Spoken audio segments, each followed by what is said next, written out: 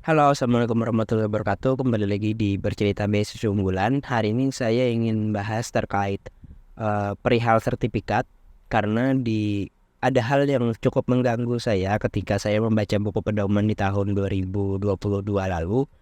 Kalau kawan-kawan tidak membaca atau menyimak buku panduan ini dengan baik, maka kawan-kawan itu tidak punya celah untuk mendaftar di beasiswa unggulan. Karena banyak juga yang kemudian terpaksa tidak melanjutkan pendaftaran beasiswa unggulan karena dia hanya membaca buku panduan tidak secara lengkap. Jadi di video kali ini mungkin kita akan bahas dan bedah buku panduan ini, khususnya poin-poin yang bisa kita maksimalkan untuk mendaftar di beasiswa unggulan. Nah, saat ini di layar saya itu sudah ada buku pedoman pendaftaran beasiswa unggulan di tahun 2022 dan juga 2023. Nah, karena tadi saya bilang ada hal yang cukup janggal di buku panduan 2022, maka mungkin kita akan bahas terkait buku panduan di tahun 2022 lalu.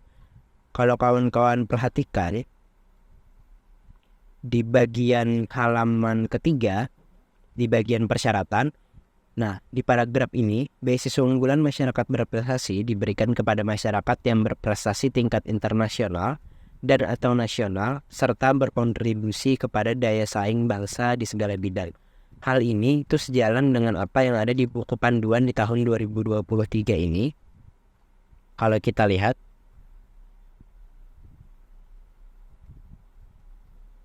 di bagian persyaratan umum. Nah, di persyaratan umum, poin ke A, itu diutamakan memiliki sertifikat yang membuktikan prestasi akademik dan non-akademik tingkat internasional dan atau nasional. Jadi diksinya sama ya kawan-kawan, tingkatnya internasional dan atau nasional. Tapi yang membuat saya bisa bernapas cukup lega ketika saya membaca buku pedoman di halaman selanjutnya. Mari kita lihat di buku panduan tahun 2022. Jadi kalau kita baca di bagian persyaratan khusus,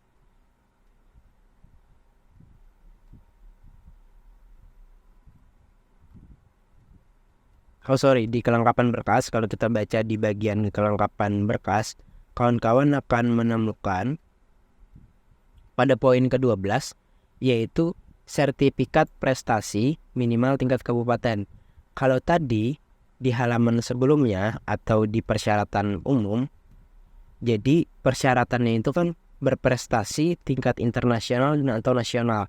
Sedangkan di bagian kelengkapan berkas itu sertifikat prestasinya minimal tingkat kabupaten.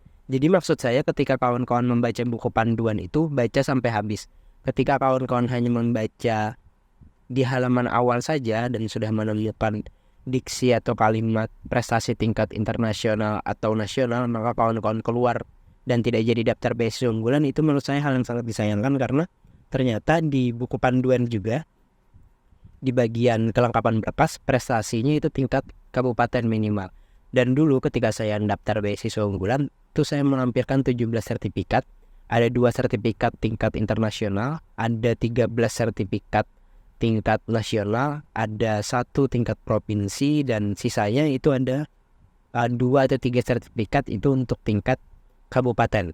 Jadi mungkin ini jadi celah juga bagi kawan-kawan yang tidak punya sertifikat tingkat nasional, mungkin hanya ada sertifikat tingkat provinsi dan sertifikat tingkat kabupaten kota. Jadi mungkin kawan-kawan bisa maksimalkan dan gunakan sertifikat itu untuk mendaftar beasiswa unggulan.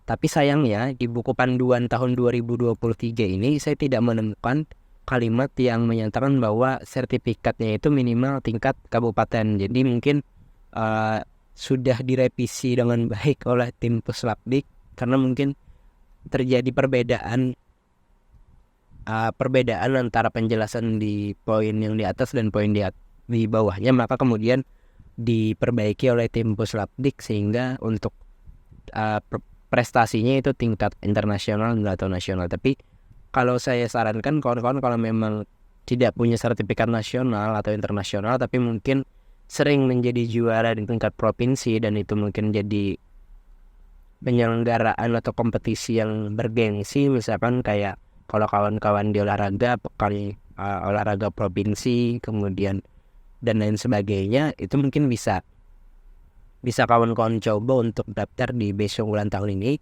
Minimal kalau kawan-kawan yang nanti tidak lolos, ya kawan-kawan minimal belajar bagaimana mendaftar beasiswa, dan tahun depan ketika mahasiswa angkatan 2023 daftar lagi di semester 3 dan kawan-kawan sudah punya pengalaman daftar beasiswa unggulan. Jadi saya sarankan nanti karena poin ini mungkin sudah direvisi oleh tim Puslapdik, jadi kalau saya dulu lihat celahnya di situ, jadi saya sarankan kepada kawan-kawan untuk baca buku panduan dengan detail, mana hal-hal yang memang bisa menguntungkan kawan-kawan, maka gunakan poin tersebut untuk menjadi salah satu hal yang menguntungkan kawan-kawan di dalam daftar beasiswa unggulan.